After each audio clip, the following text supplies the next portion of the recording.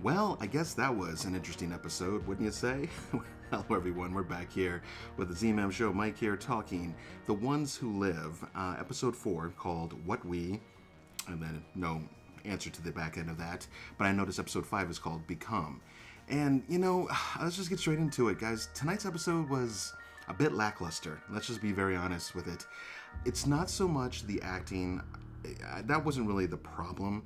I think the problem was the dialogue and what they were given to work with, and just the kind of the events that led straight up into all the havoc, or whatever. So, it was one thing when they jumped out of the helicopter, which immediately I'm thinking a million questions like, where are they dropping off? I mean, did Michonne even look out the window to see that they were over water, or maybe she just knew? I don't know, but it just seemed kind of like a random thought, like, Rick, you're pissing me off. Off we go.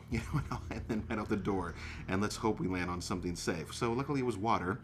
We see some quick clips, and before we know it, they're inside of this house, apartment, condo. We're not even sure what the hell it is, really, until we kind of see this, like, skyrise right to the next to them, eventually. And we see the helicopter actually crashed into the building. So, in a sense, Michonne saved Rick and her from death.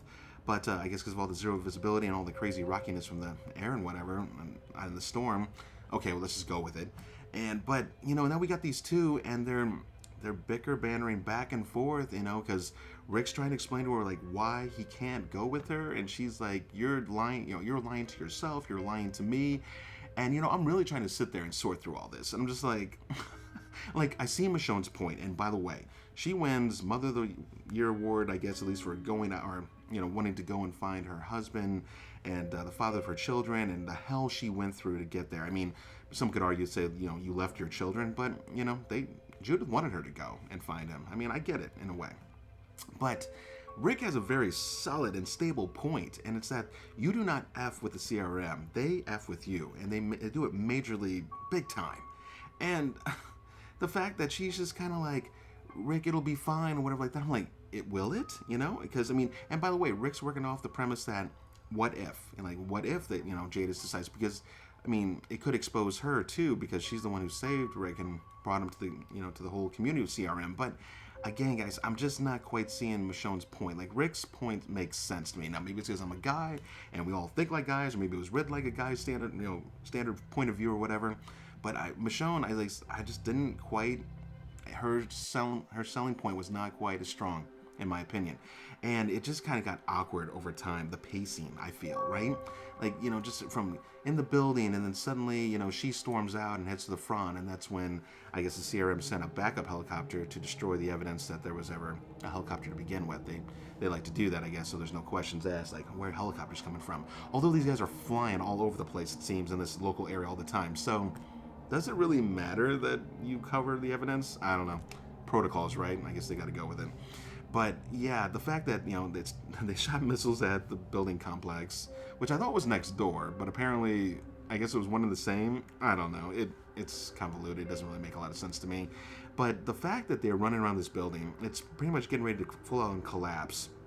And they take the time in a few different moments to have a makeout session, arguing sessions, a sex session, which was cool.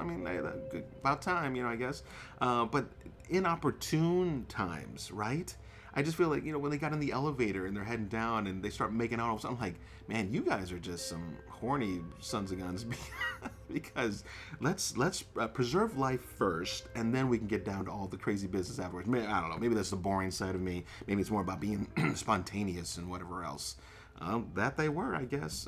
So much so that it looks like they spent several hours into the night, and almost into the next morning, together as they try to contemplate and decide what are we doing next. And that's when it got really, really hokey and cheesy, especially when she's like, Rick, we're not going anywhere until we decide what we're going to do. Again, I get the point, like, we're not walking out of this place.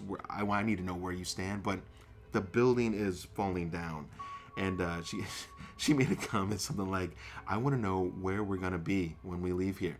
And I looked over at my wife and I was like, well, I can tell you in a few seconds where you're going to be. It's going to be smashed like a pancake at the bottom on the first floor. And I don't know, it was just kind of hokey and comical, and when this show is usually about seriousness. And again, these are two strong actors. And I just feel with the dialogue they were given, the going back and forth, even this place that they were at. I mean, the Roomba almost had more of a presence than anything else in this episode.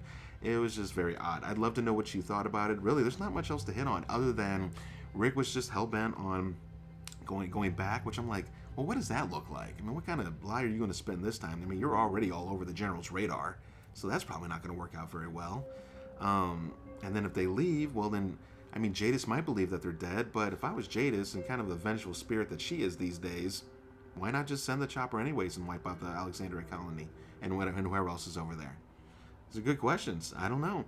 Let me know what you thought about tonight's episode. Were you like, no, I was digging the drama and the back and forth love story or whatever, or the shattered love story that was trying to, be rekindled, that love to be rekindled between the two of them. I mean, it was okay. It was okay at best, and that's a stretch for me. So that's where I stand. If I had to give the episode a score, which I normally do, gosh, I got to be honest. I think I'm down there around and you guys are gonna probably be like, "Oh, Mike, that's way too lenient." But it wasn't a terrible episode. It just didn't feel right. So I'm gonna give it a 6. I'm at a 6. I didn't hate it. I definitely didn't love it. It's somewhere in the middle ground and a step above, just because I know the quality that goes in to try and do these episodes. Sure, the special effects were a little shoddy in a few places and such, but again, it's a TV show, and you can only expect so much. I don't know. Maybe I'm giving too much of a pass, but so far the episodes, in my opinion, have been pretty decent. It's not an amazing show, but I mean, I'm happy to see Andy Lincoln back in the saddle again. Denai Guerrero, she's a great actress. It's cool to see them back together, and they are a powerhouse. In fact, as they were leaving out of the complex, as the building was finally starting to make its final way down, and they were killing all the walkers, and so I was just like, this is no problem for me. I believe that they can get out of a situation like this. They are truly a powerhouse killing duo. There's no doubt in my mind. But when they got outside of the building, and then they got into the car, and they're like, oh look, it's a hybrid and this and that, I got this weird feeling, and I know I'm got to be wrong on this, but follow me on this. Like, it felt like a dream sequence, almost kind of like things were going just way too well. Like, oh, we got in there, we got away from the zombies, we're in this car, oh look, it's a hybrid, look, there's fuel in the back seat, we're good to go. And I'm just like, huh? And just that look he was giving her, I started getting these weird vibes. There's a movie called Repo Man, if you ever saw it. It's with Jude Law and Forrest Whitaker. Really good movie.